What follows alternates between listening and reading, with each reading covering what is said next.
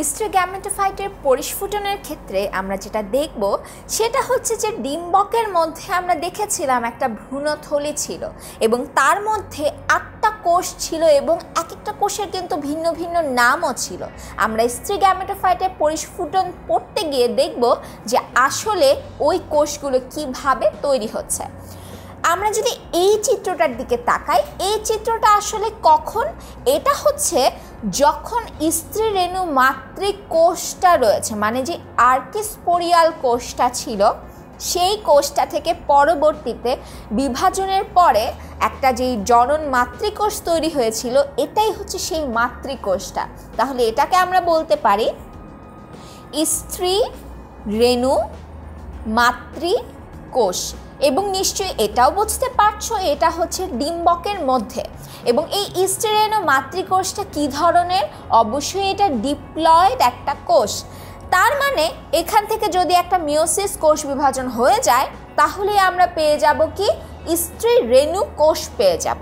তাহলে আমরা এখানে লিখতে পারি একটা মিওসিস কোষ বিভাজন হচ্ছে এবং 4টা স্ত্রী রেণু কোষ পাচ্ছি, কারণ একটা কোষ থেকে মিওসিস কোষ বিভাজনের মাধ্যমে আমরা সবসময় 4টা কোষই পাই। তো এই যে 4টা কোষ পাচ্ছি, এই 4টাই কিন্তু স্ত্রী রেণু কোষ। 4টাকে আমরা স্ত্রী রেণু বলে ফেলতে পারি। এখন কথা হচ্ছে যে এই 4টা স্ত্রী রেণু থেকে কি ডিম্বাণু তৈরি হবে? উত্তরটা হচ্ছে যে হ্যাঁ, হতে পারে, কিন্তু অধিকাংশ ক্ষেত্রে আমরা দেখতে পাই যে 3টা স্ত্রী রেণু কোষ নষ্ট হয়ে যায় এবং একটা মাত্র স্ত্রী রেণু জীবিত থাকে এবং কর্মক্ষম থাকে। এটা থেকে আমরা পরবর্তীতে ডিম্বাণু পেতে পারি। যেহেতু একটা কোষ জীবিত থাকে এই জন্য এটাকে আমরা বলে থাকি মনোস্পোরিক। মনোস্পোরিক উদ্ভিদ আসলে অনেক বেশি পরিমাণে রয়েছে এবং এর ফলে মনোস্পোরিকটা নিয়ে আমরা বেশিরভাগ ক্ষেত্রে আলোচনা করে থাকি। এই 4টা কোষের মধ্যে এমনও হতে পারে যে 4টা স্ত্রী রেণুই ভ্রূণথলি গঠনে অংশ নিচ্ছে, তাহলে সেটাকে আমরা বলি হচ্ছে টেট্রাস্পোরিক। তার মানে যদি কখনো প্রশ্ন আসে যে স্ত্রী রেণুর মধ্যে যে 4টা কোষ তৈরি হচ্ছিল স্ত্রী রেণু কোষ, সেই সবগুলো কোষ কি একসাথে মিলে ভ্রূণথলি গঠন করতে পারে? উত্তর হচ্ছে যে হ্যাঁ, অবশ্যই পারে। সেটা হতে পারে ভিন্ন ধরনের কোনো একটা উদ্ভিদে হতে পারে, তবে সাধারণত আমরা মনোস্পোরিক দেখে থাকি। এখন এই যে একটা কর্মক্ষম স্ত্রী রেণু কোষ রয়েছে, এই 3টা নষ্ট হয়ে গেল। এখন আমরা দেখি এই কোষটা আসলে পরবর্তীতে কি করছে। এই কোষটা আসলে পরবর্তীতে দেখা যায় তার যে নিউক্লিয়াস, সেই নিউক্লিয়াসে একটা বিভাজন ঘটে। এই নিউক্লিয়াসটা কি ধরনের বলো তো? স্ত্রী রেণু কোষ হচ্ছে হ্যাপ্লয়েড, কারণ মাতৃকোষ ছিল ডিপ্লয়েড, মিওসিস হয়েছে, হ্যাপ্লয়েড একটা স্ত্রী রেণু পাচ্ছি এবং এই রেণুর মধ্যে এটা একটা কোষ। তার মানে এই কোষটাই অবশ্যই হ্যাপ্লয়েড কোষ। এখন এর ভেতরে যদি একটা বিভাজন ঘটে, সেই বিভাজনটা কি ধরনের হবে? অবশ্যই সেটা হতে হবে হচ্ছে মাইটোসিস বিভাজন, মাইটোসিস কোষ বিভাজন। এর ফলে কি হবে? 2টো নিউক্লিয়াস তৈরি হলো। একই থলির ভেতরে আমরা তখন 2টো নিউক্লিয়াস দেখতে পাবো, এটা একটা নিউক্লিয়াস এবং এটা একটা নিউক্লিয়াস। মজার ব্যাপার হচ্ছে এখানে আবারও কোষ বিভাজন ঘটে। তার মানে এখানে আবারও কি ঘটবে? মাইটোসিস ঘটবে। কেন? কারণ হচ্ছে এই নিউক্লিয়াসগুলো কিন্তু হ্যাপ্লয়েড। মাইটোসিস ঘটার ফলে দেখতে পাবো এটা থেকে 2টো নিউক্লিয়াস হলো, এই একটা থেকে 2টো নিউক্লিয়াস হলো এবং প্রত্যেকেই কিন্তু এখনও হ্যাপ্লয়েড। আবারও একটা কোষ বিভাজন হবে, আবারও হবে হচ্ছে মাইটোসিস। মাইটোসিস কোষ বিভাজনের ফলে কি হবে? এই একটা থেকে 2টো তৈরি হলো, এই একটা থেকে আরও 2টো, এই একটা নিউক্লিয়াস থেকে 2টো, এই নিউক্লিয়াসটা থেকে আরও 2টো। তার মানে আমরা আসলে এখন 8টা হ্যাপ্লয়েড নিউক্লিয়াস পেয়ে গিয়েছি। তার মানে ভ্রূণথলির ভেতরে কিন্তু 8টা হ্যাপ্লয়েড নিউক্লিয়াস রয়েছে। এখন কথা হচ্ছে এই নিউক্লিয়াসগুলো কি করবে? এই নিউক্লিয়াসটা একটা সময় দেখা যাবে তারা নিজেদের মধ্যে অ্যারেঞ্জমেন্ট করছে বা নিজেরা বিন্যস্ত হচ্ছে। বিন্যস্ত হওয়ার ক্ষেত্রে তারা কি করে? 3টা কোষকে তারা একটা দিকে পাঠিয়ে দেয়, এই 3টা কোষকে তারা একদিকে রেখে দেয়, এবং এখান থেকে একটা কোষকে তারা মাঝের দিকে ঠেলে পাঠিয়ে দেয়, এখান থেকে একটা নিউক্লিয়াসকে তারা মাঝের দিকে ঠেলে পাঠিয়ে দেয়, ফলে সেটা দেখতে হয়ে যায় এরকম। এটাকে যদি একটা মেরু ধরি, এটাকে যদি একটা মেরু ধরি, এই মেরুতে 3টা কোষ বসে রয়েছে, এই মেরুতে 3টা কোষ বসে রয়েছে, এবং এখান থেকে তারা একটা নিউক্লিয়াসকে বের করে দিয়েছে, বের করে কোষের এই থলির ঠিক মাঝে নিয়ে আসলো, এখান থেকে একটা নিউক্লিয়াস বের হয়ে এই থলির মাঝে এসে পড়লো।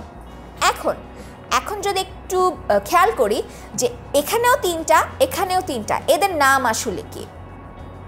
এই 3টা নিউক্লিয়াস যদি ডিম্বক রন্ধ্রের কাছে থাকে, তার মানে এমন যদি হয় যে এই ডিম্বক রন্ধ্রটা হচ্ছে এই দিকে, উপরের দিকে, এটা যদি ঊর্ধ্বমুখী ধরনের একটা ডিম্বক হয়, তাহলে ডিম্বক রন্ধ্রের কাছাকাছি এই 3টা কোষ রয়েছে, তখন এই 3টা কোষের নাম হয়ে যাবে হচ্ছে ডিম্বাণু যন্ত্র।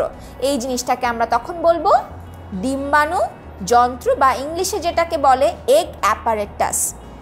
এখন এই ডিম্বাণু যন্ত্রে কি কি আছে, এই ছবিটার দিকে যদি আমরা একটু খেয়াল করি, এখানে দেখো আমি মাঝের কোষটাকে একটু বড় আকারে রেখেছি, এবং এটা ইচ্ছে করে এঁকেছি, কারণ হচ্ছে মাঝের যেই কোষটা, এই কোষটাকেই আমরা বলছি হচ্ছে ডিম্বাণু, এটা হচ্ছে ডিম্বাণু, এবং তার দুই পাশে যে দুটো কোষ রয়েছে, এই দুটো কোষকে আমরা বলছি সহকারী কোষ।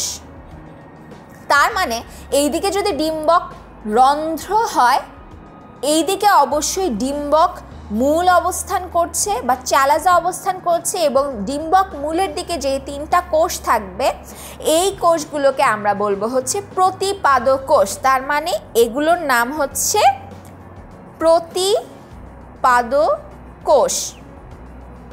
এখন প্রশ্ন হচ্ছে মাঝের এই দুটো কোষ কি করবে? এই দুটো কোষ একসাথে হয়ে যাবে, একসাথে হওয়ার পরে এদের নাম হয়ে যাবে হচ্ছে সেকেন্ডারি নিউক্লিয়াস। এই সেকেন্ডারি নিউক্লিয়াস থেকে আমরা যে এন্ডোস্পার্মের নাম শুনে থাকি বা শস্যের নাম শুনে থাকি, সেই শস্যটা তৈরি হবে এই সেকেন্ডারি নিউক্লিয়াস থেকে, পরবর্তীতে দ্বিনিষেকের ফলে তৈরি হবে।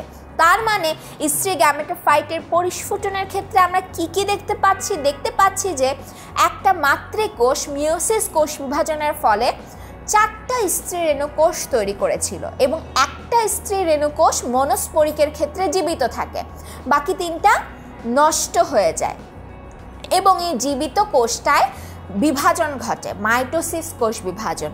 এর ফলে দুটো নিউক্লিয়াস তৈরি হলো, দুটো নিউক্লিয়াস তৈরি হওয়ার পরে সেটা আসলে দুই দিকে চলে গেল, দুটা মেরুতে চলে গেল, এবং আবারও মাইটোসিস হওয়ার পরে দেখতে পাচ্ছি 4টা নিউক্লিয়াস, আরেকবার মাইটোসিস হওয়ার পর দেখছি আরও 4টা নিউক্লিয়াস, তার মানে মোট 8টা নিউক্লিয়াস।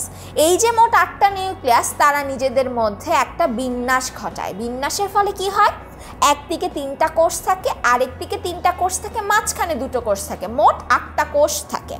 এবং এই যে প্রত্যেকটা কোষ, এরা প্রত্যেকেই কিন্তু হ্যাপ্লয়েড। এই জিনিসটা আমাদের সবসময় মনে রাখতে হবে যে একটা ভ্রূণথলির ভেতরে যতগুলো কোষই রয়েছে সবগুলোই কিন্তু হ্যাপ্লয়েড, এবং এই পুরো জিনিসটাকে আমরা বলছি হচ্ছে ভ্রূণথলি। এবং এটা কোথায় থাকে? এটা থাকে হচ্ছে ডিম্বকের ভেতরে। ডিম্বকের ভেতরে এটার চারপাশে নিউসেলাস টিস্যুগুলো থাকে, তারও চারপাশে থাকে হচ্ছে ডিম্বকের যে আবরণটা, এই আবরণ দুটো থাকে, অন্ততকার বহিতক থাকবে, এবং এটা ডিম্বক নাড়ির মাধ্যমে যে অক্ষ বা অমরার সাথে যুক্ত থাকবে, এবং এই যে ডিম্বাণুটা, এই ডিম্বাণু থেকে পরবর্তীতে আমরা জাইগোট পাবো।